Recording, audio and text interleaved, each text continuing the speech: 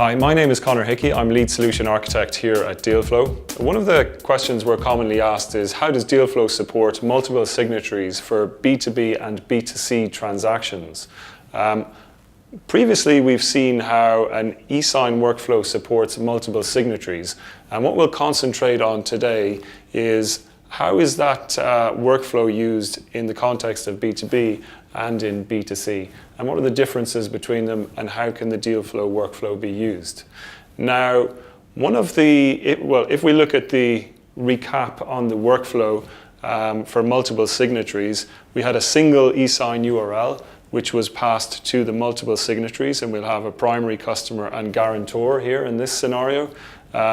That e-sign URL passed to the signatories. One of the signatories can click on the URL and that will launch the e-sign ceremony. The first page in the signing ceremony asks the signatory to select themselves from a list of applicable signatories. In this scenario, the primary customer and guarantor will be shown, their names.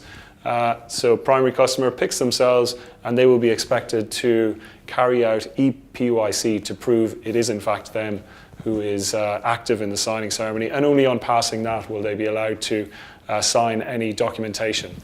And similarly for the guarantor, just go through the same signing ceremony. Now, taking that and applying it to B2B and B2C, well, if we address B2C first, because it's probably the simpler of the two or easier to understand, we could have one or many signatories and n number of signatories, and we just apply this process. And what we know from B2C is typically if we are given n number of signatories to sign a document, all of those signatories need to sign that document in order for the document to be completed and executed.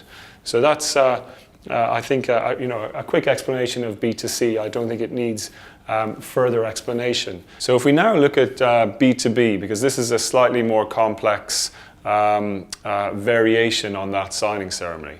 So for B2B, it luckily is an individual who is signing the contract.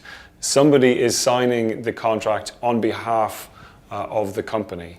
The difference here being that you may have n number of directors who are allowed to sign a contract on behalf of that company.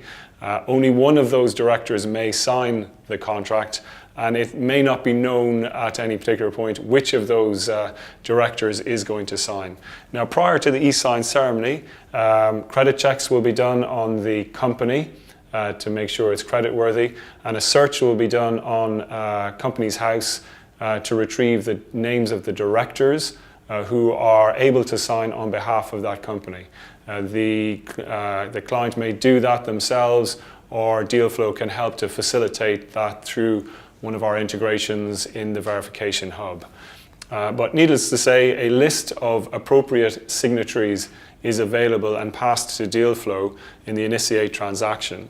So when the e-sign URL is generated, it can be distributed to all of those directors. All of those directors are listed here, and typically only one of those directors is expected to sign.